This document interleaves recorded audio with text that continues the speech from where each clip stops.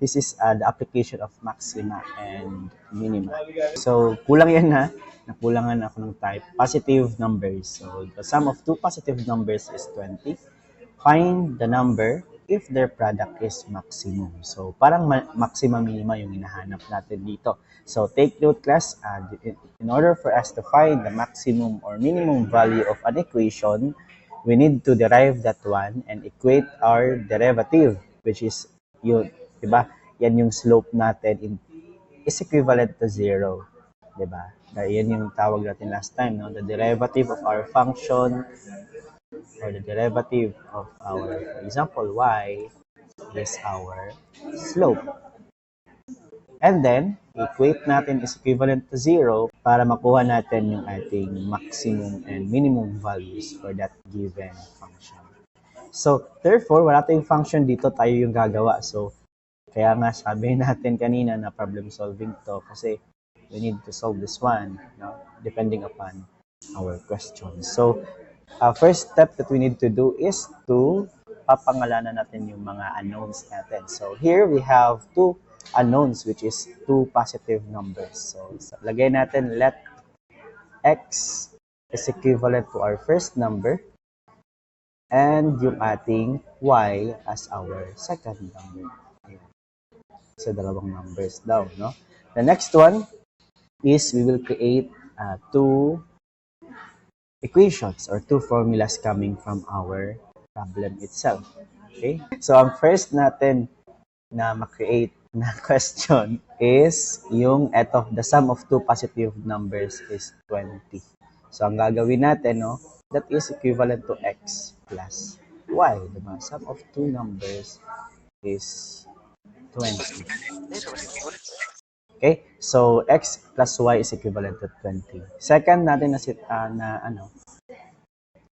coming from our problem is find the number if their product is maximum. Ano daw dapat yung ating value ng x tsaka y para makuha natin yung maximum yung ating result. So, therefore, ang gagawin po natin that is x, di ba?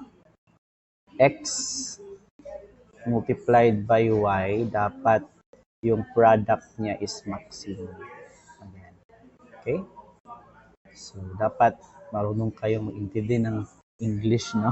Kasi tayo yung gagawa ng ating equation. Okay, so therefore, we have two equations. So, and then, pwede naman din siyang ma-cancel out. So, next thing that we need to do is to substitute yung first equation natin sa second equation. So, therefore, this is 20. Then, lipat natin itong x sa kabila. Magiging y is equivalent to 20 minus x. And then, i-distribute or substitute natin siya sa ating second equation. Okay? Our equation will become 20 minus x is equivalent to our product maximum. Ayan. So, lahat ng to is variables lang, class. Pwede mong palitan ng variables, di ba? But it's just a representation. Kumbaga. So, therefore, i-swap lang na ako, class, para mas okay tingnan. So, therefore, product maximum is equivalent to 20x minus x squared. Ayan. So, hahanapin natin yung maximum natin na product. So, sabi ko kanina, no, we need to find our first derivative of our function or yung ating p prime max, di ba? First derivative because that is our slope. And then, equate natin to 0 para makuha natin yung maximum and minimum natin na mga values. Okay? So, what is the derivative of this one? Kita natin dp over dx with respect to x is equivalent to pwede din p prime of maximum. No? Same lang yan. Representation lang po yan. What is the derivative of 20x minus x squared? With respect to x? Anyone? 20 negative 2x. Okay, so therefore, next thing is that we need to do is we need to substitute 0 to our slope, which is our p max. So that is equivalent to 0, 20 minus 2x. So therefore, if we will simplify this one, what is the value of our x? no? 2x, no? Ilipat natin sa kabila, magiging 2x, 20. So, raise hand po, what is the value of our x? 10, or x is equivalent to 10. That is our final answer. But take note, dalawa po yung hinahanap natin kasi two numbers. So, therefore, gagawin natin is substitute to equation number 1. Diba? So, medyo mahirap yung ating mid-finals kasi problem solving tayo. Sige lang, practice lang yun ang mabuhatan ni class. Y is equivalent to 10. Okay? So, final answer. Ayan po. So, in order for us to have a maximum product of our two numbers, dapat ang value nila is 10 and 10. So, you can try, 19 times 1 o 18 times 2, 17 times 3. Pero ang pinakamalaki talaga na magkakaroon tayo ng product is 10 times 10. Proceed tayo sa ating next problem, no? So, next problem.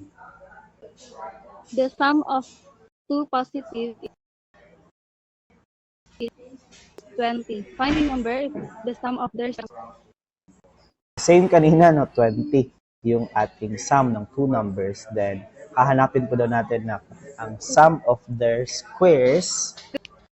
Same kanina, let x is equivalent to our first number.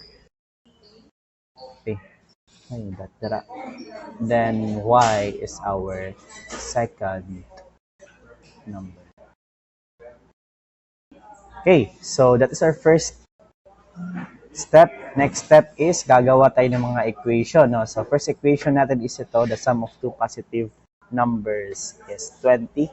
So that is x plus y is equivalent to 20. And that is our first equation. Second equation po natin, sabi niya, find the number if the sum of their squares is maximum. Patay na. Paano yan i-translate into an equation? Sum of their squares.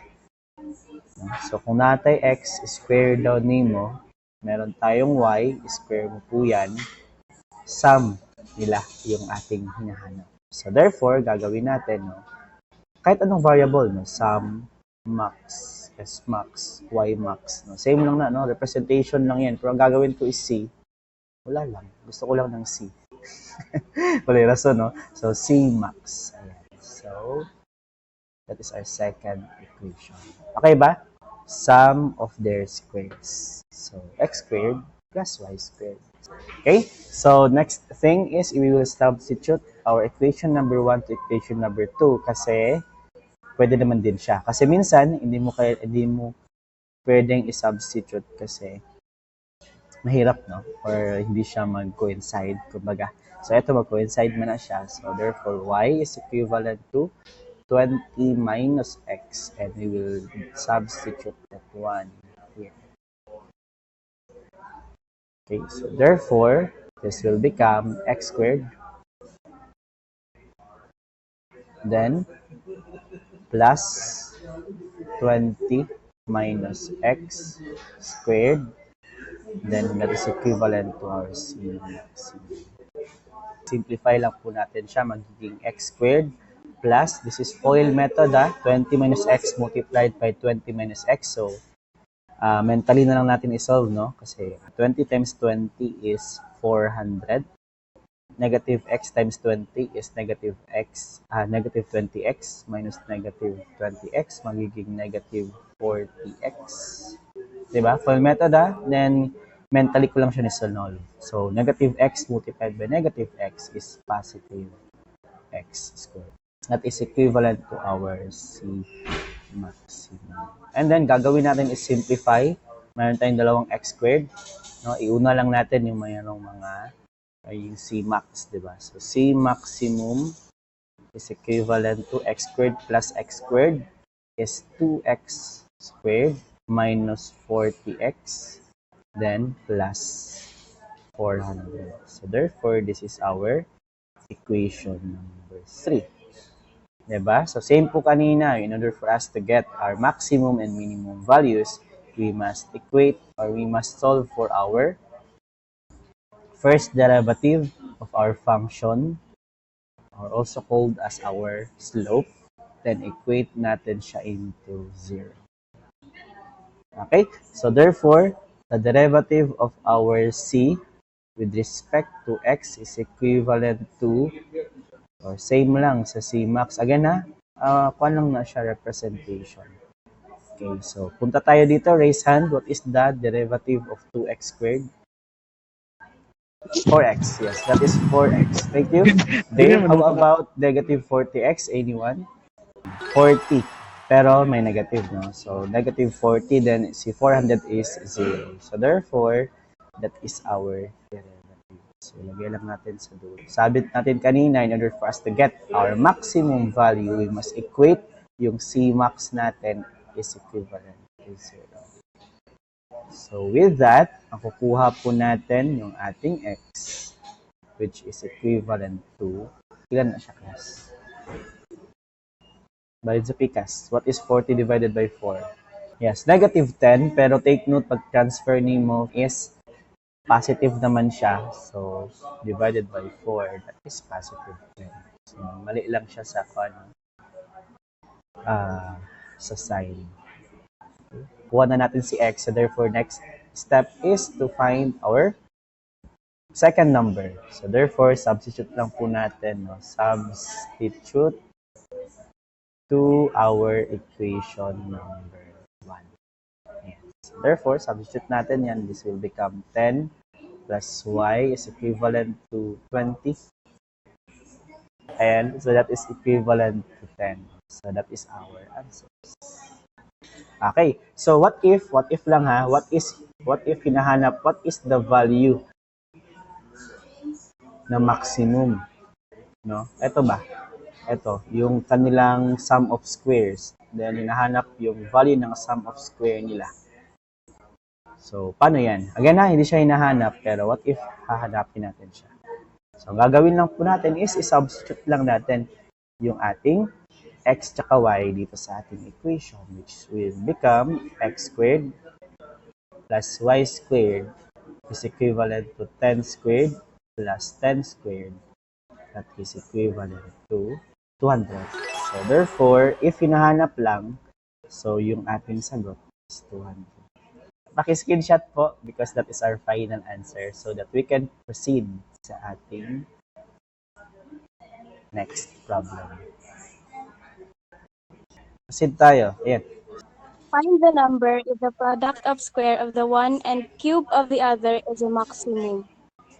So, same pa din, no? Sum of the two positive numbers is 20. Then, hahanapin na natin yung mga numbers if product of their square of one and cube of the other is maximum. Okay, so same kanina, let x is equivalent to our first number. Ayan. Then yung y is equivalent to our second number.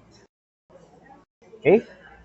Same pa din kanina, no? Sum of the two positive numbers is 20. So, therefore, lagay natin x plus y is equivalent to 20. And this is our first equation. Okay? So, next one is ito. Ito yung dapat i-convert natin into an equation. Okay? So, ang sabi dito, the square of the one and the cube of the other is maximum. Product daw nila. So, we have our x.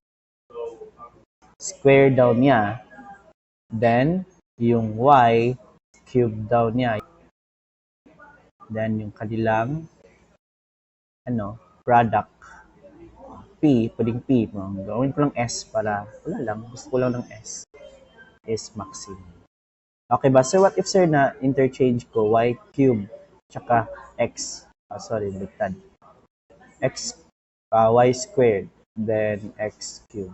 Same pa din yan, no? Kasi dalawang numbers, pwede lang siya mag-interchange. Okay, this is our equation number 2. Equation number 2. Okay, so therefore, we will substitute our equation number 1 to our equation number 2. So, gagawin natin is to transfer this one to the other side and then i-substitute natin dito. So, what will happen? Magiging x squared multiplied by 20 minus x cubed is equivalent to S max. Diba? So, pwede, kung meron kang formula, atong formula sa, itong x, ax plus b, then merong a minus b. Good saan yung, cube. Diba naman ito yung formula? O ba tama ba? Pwede mo siya i-formula base, pwede po di mo siya mano-manohan. Okay? So, ang gagawin natin is mano-mano. So, sulat natin si x squared, and then yung 20 minus x multiplied by 20 minus x. Pero, di ba? Tatlo yan, 20 minus x. Di ba? So, hindi ko lang siya susulat kasi mahaba masyado. No? So, paki-take note mo lang na tatlong 20 minus x yan. So, yung 20 minus x muna, i-FOIL method natin. Pero, i-solve lang ako siya dito. So, 20 times 20 is 400. Negative x times 20 is negative 20. Then, dalawang ganun is magiging negative 40. Negative x multiplied by negative x. Again na mo, FOIL method yung ginagawa ko ngayon. Pero, sa kuan lang siya. Sa mind ko lang siya sinolve. So, meron pa tayong remaining na 20 minus x. S max. So, basta. So, bahala. Basta expand lang mo siya. Expand mo. Okay? So, what will happen is this one, i-multiply ko dito, magiging 400 minus 40. Copy na natin to. X squared. Ito, multiply ko dito. Magiging 20x squared minus x cubed. Pagkatapos, FOIL method ulit para dito. So, medyo mataas-taas siya, no? 400 times 20 is 8,000 pala, sorry. 8,000 x squared. Ayan. 400 times negative x cubed, magiging negative 400 x cubed. And then, ito, negative 40x multiplied by 20x squared, magiging negative 800. Ba? Yes, 800. I hope that masusundan nyo ako, Algebra pa lang to. Then, negative 40 multiplied by negative x cubed. That is magiging positive 40x cubed. X4 pala. And then ito, next one is negative x squared multiplied by 20x squared. Magiging positive 40x raised to 4. And then ito, negative x squared multiplied by negative x cubed, magiging positive x raised to 5. So that is equivalent to our S. Okay? So gagawin ko lang po, i-simplify ko lang siya. Yes, i-combine like terms ko lang din. Iuna ko yung mga dapat unahin. So take note. Yes, may correction. Ito, sorry. This is positive, diba? I think this is positive. Diba? Kasi negative x multiplied by negative x is positive x. So, may mali tayo dito, pero mga sign lang. This must be equivalent to nag-40x fourth pa dito. This is 20 lang siya. Abot pa po 40 na. 20. Then dito, yes. So, pakitignan lang mali lang pag multiply. Yes. Then, i-simplify lang muna natin. So, iunahin ko si S max. That is equivalent to, unahin ko itong mga malalaking exponent. No? Negative x raised to 5. Then, ito, i-combine ko si 40x tsaka si 20x raised to 4. magiging plus 60 x raised to 4. Then ito yung ating raised to 3. That is 400 plus 800 magiging negative 1,200 x raised to 3. And then yung last one is ito. Plus 800. 8,000 pala. X raised to 2. Okay, so same pa din, no? Para makuha natin yung maximum value, we need to derive this one. No? Para makuha natin yung ating slope, then equate to 0. Okay?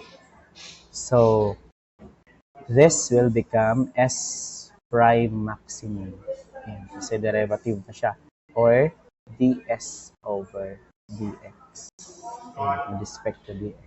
So, negative x raised to 5 magiging negative 5x raised to 4. Again, sundan nyo ako, class. Baka may mali ako. Okay? Then, eto 60x raised to 4 magiging plus 60 times 4 is 2,400. Tama ba? 240. I hope that someone is calculating there sa sulok kung tama ba siya.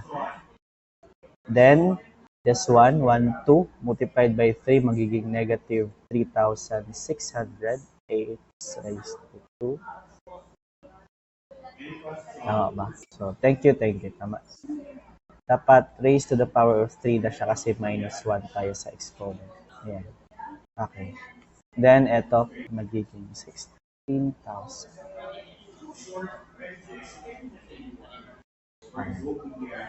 Okay? Equate natin is equivalent to 0, di ba? Ayan. Then, ang gagawin natin is, simplify natin siya kasi x yung pinakamaliit. So, we can divide this one by, i-divide natin siya ng x para ma-cancel out yung mga excess natin na x. So, magiging negative 5x raised to 3 plus 240. Gets din yung class? Kasi yung pinakamaliit natin is merong x. So, therefore, meron silang greatest common denominator, no, which is x. So, pwede natin ma-cancel out yung isang x dito para ma-calculator natin siya, class. Ayan. Okay? Proceed na tayo. So, hanapin natin yung roots. We are expecting 3 roots kasi x raised to 3. So, paano yan siya pag-calculator? No, i-calculate lang natin yan. So, ilabas niyo yung calculator ninyo or pwede din ninyong imano-mano siya ng pag-solve, no, sa algebra natin on how to solve 3 roots yung cube. Okay? So, negative 5, then 240, tapos negative 360, then 16,000. Okay? So, ready? I hope that someone is taking it down, no, sa kanilang scratch. Mode, then equation, then eto tayo raised to 3 kasi x cubed, x squared, cx. Then take note, no, positive d. So, wala sa other side. So, therefore, we will not transfer yung constant natin sa other side. Kasi minsan, pag ax, x and y yung hinahanap natin, we need to transfer our constant to the other side. Pero ito is hindi natin ito transfer. Ayan. So, pakidictate po, raise hand, negative 5. 5x cubed, sir. Negative 5x cubed. Then, ang x squared,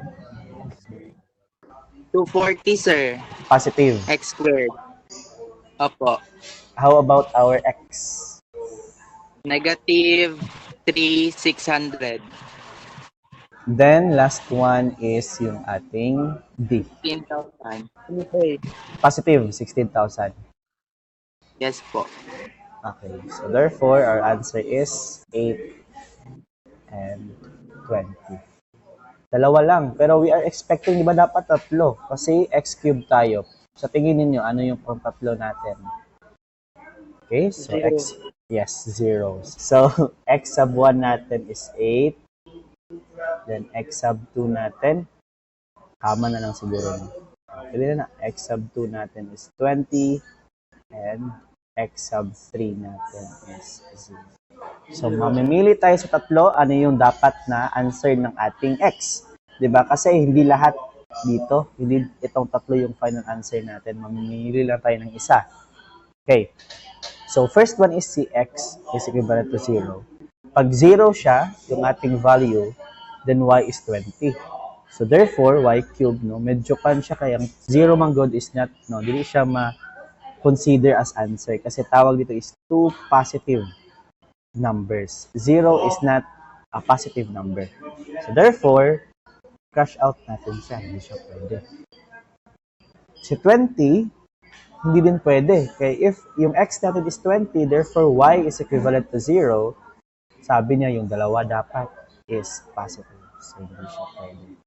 So, therefore, for the process of elimination, we can conclude that this is our final answer. Okay, so if this is our final answer, we can get our, or substitute po natin sa ating equation 1 in order for us to get the value of our y. And that is equivalent to, yes, 12. So, very good, no? That is equivalent to final answer. Thank you. So, we're done. Pero, what if hinahanap yung value? Same kanina ha, yung hinahanap ng value ng product of their squares. So, what if hinahanap siya? What if hinahanap yung value? So, therefore, we will substitute yung ating answer dito sa ating equation number 2. So, lagyan natin substitute to equation number 2 yung values natin sa magiging 8 squared multiplied by 12 cubed. And then, raise hand, what is our answer? 510,592 po. That is our final answer. Okay? So again, if hinahanap, hindi naman siya hinahanap, so paki-screenshot so that we can proceed to our next problem. Proceed tayo to our last problem for today. The hypotenuse of a right triangle is 12 mm. Find one of the legs of the area. Ayan, hinanap natin yung two sides of a triangle, which is yung hypotenuse po daw niya is equivalent to 12. So, bigay lang natin, meron tayong ano dito, right triangle. So, right triangle, ibig sabihin is 90 degrees yung kanyang angle, di ba? So, C is equivalent to 12. Okay? So, this is our A, letter A, and letter B. Diba? Okay? Pero, take note guys in differentiating, no? Para sa akin, mas hiyang ako to use variables X and Y. Okay lang ba? So, palitan natin si A, B ng X and Y. That is just a variable, no? Pwedeng palitan. So, we need two equations in order for us to get the maximum area. So, dapat daw, ano daw yung values ng X at Y natin or ng A at saka B para magkaroon tayo ng pinakamalaking area. Pero, dapat fixed na yung ating hypotenuse is 12. Okay, so yun yung problem natin for today. So, ang gagawin natin is two equations. First equation is manggagaling sa ating Pythagorean theorem. Yes, di ba? Pythagorean theorem states that C squared is equivalent to A squared plus B squared. So, meron silang relationship. Tatlo. Again, sabi ko kanina, papalitan ko po. No? C squared natin o C natin is 12. Si A natin is pinalitan ko ng X. Si B is papalitan ko ng Y. Okay? So, therefore, what is 12 squared? I think that's 144. Just correct me if mali. 12 squared, 144 siguro, no? So, that is X squared plus Y squared. That is our first equation. And then, yung hinahanap natin is area na maximum. So, therefore, we will be writing the formula of our triangle, which is maximum. Okay? So, area maximum, A max, is equivalent to 1/2 x times 1, di ba? Mamo ng area. 1/2 length times height, or yes, height times width. Basta kay x times y, no? Parehas na siya. And this will become our equation number 2. Okay, so take note, class, texting is if substitute natin siya dito, yung ating isang equation. But we cannot do that kasi naka-combine. Hindi siya naka-x plus y1. Medyo complicated siya ba, kumbaga. Pwede man siguro siya i-substitute, class. Pero samok ba? So, gagawin na lang natin is, i-derive natin to, derive.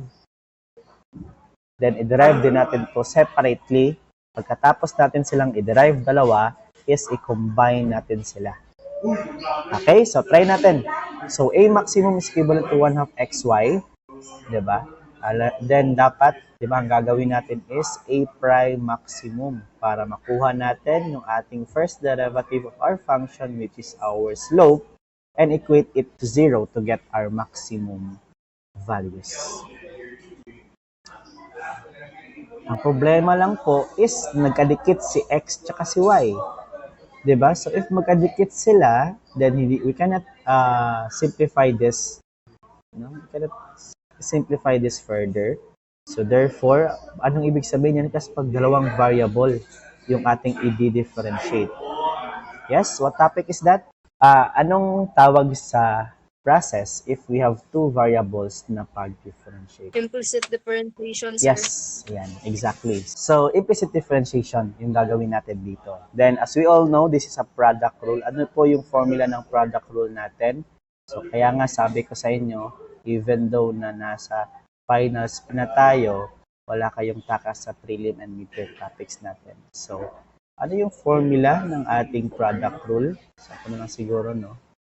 So, just correct me if mali yung masusulat ko.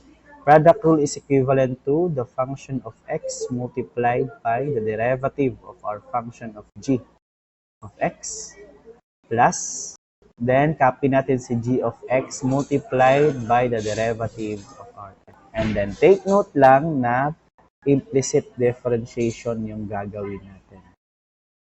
Kasi, no, we will derive our a with respect to our x. Diba? So, pag same, sila same. So, this is 1/2. No, constant lang. Isusulat lang natin siya 1/2. And operate natin. F of x natin is si x. G of x natin is si y. Okay? So, x, copy lang natin. Then, what is the derivative of y? Raise hand. That is 1. Pero take note, y, yung ating variable, we are talking about with respect to x. So, sa implicit, pag different, meron tayong dy over dx na kadikit. Diba? I hope that you could still remember, ha? Okay, so plus y, that is our g of x, multiplied by the derivative of x. What is the derivative of x? 1 gyapon. Pero wala na siya ay dy over dx nga dikit. Kay x man siya, with respect to x man ta. So, muna na siya. Daragi siya taman. I-substitute natin, no? Dapat ang slope is equivalent to 0. Ayan. Then, simplify lang natin to. This will become 1/2 x dy over dx. Then, plus y. Sorry. 1/2 of y pala. Diba? Kasi distribute to. Distribute diyan. Okay? So, may 1/2, 1/2. So, therefore, mayroon silang common denominator na 2. So, therefore, we can cancel our 2 by, mali, multiplying pala. By multiplying everything. Yung right tsaka yung left. Right. So, cancel out, magiging x dy over dx plus y. Diba? So, implicit, no? Gawin natin siyang implicit kasi implicit differentiation to. So, i-transfer natin to the other side. Ito, transfer. Diba? I hope that you could still remember. So, x dy over dx. Diba? Then, transfer ko to sa other side. Magiging dy over dx is equivalent to y, no? Then, over negative x. So, ganyan. That is our equation number 3. Ayan po. Okay, so take note class, we need to derive or we need to find the derivative ng equation 1 tsaka equation 2 natin. So ipagpatuloy lang po natin to. We need to find or derive, no?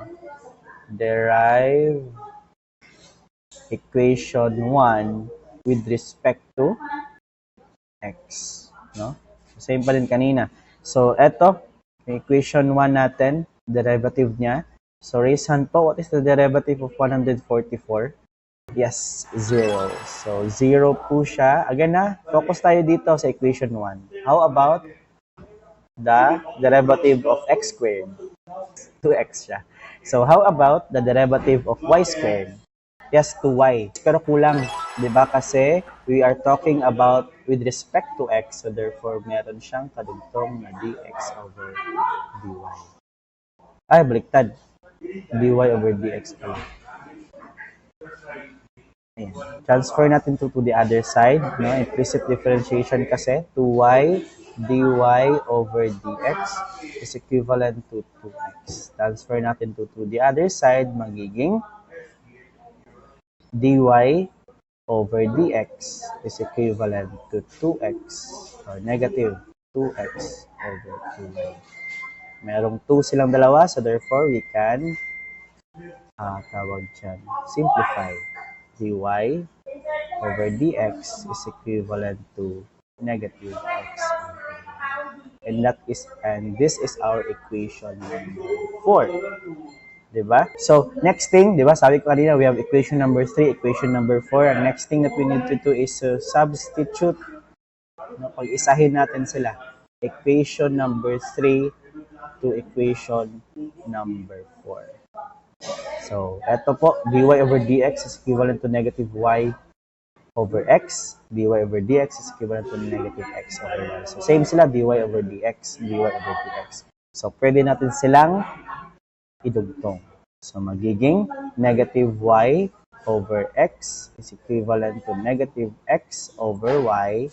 And we can operate this one cross multiplication po. Ayan.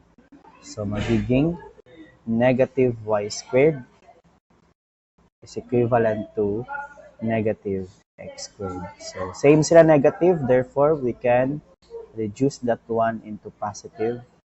Then, square root. Diba? Square root in both sides para maging y is equivalent to x. So, sa hinaba-haba ng solution natin, class, we concluded na para makuha yung ating maximum area, our y must be equivalent to x. So, therefore, dapat equal silang dalawa. Diba? So, therefore, pag i-substitute natin siya, substitute to equation number 1, dito, no? So, 144 is equivalent to x squared plus y squared magiging 144 x squared plus x squared. Kasi the same lang sila. Y is equivalent to x. So, simplify natin, makukuha natin si x squared which is equivalent to, x pala. What is 144 divided by 2? Tapos square root din. Yes, 6 square root of 2. Decimal sila. That is 8.485. So, therefore, 8.485. Ayan. So, dapat may meters. Mali po pag walang meters kasi 12 meters man, no? Ito ang unit. So, taas kayong solution pero wala kay unit. So, therefore, mali ka, no? So, dalawa yung hinahanap, x tsaka y. Alam naman natin na si y is equivalent to x.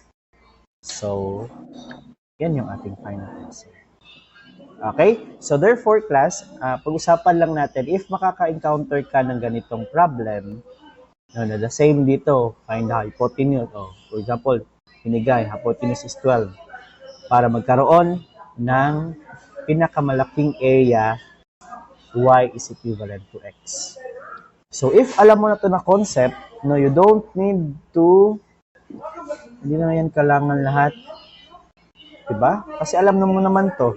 So, kung alam mo na yan na information, pwedeng ito lang yung iyong solution. Diba? Okay ba? So, therefore, next topic natin is ibibigay ko lahat ng formulas natin sa maxima and minima. Parang shortcut na formula. Pero at least, sir, kung inana man lang dahil sir nga nung niagi pamantaan ni karong adlaw. So, ginawa lang natin to class para malaman ninyo kung paano mag-derive ng formula sa maxima and minima.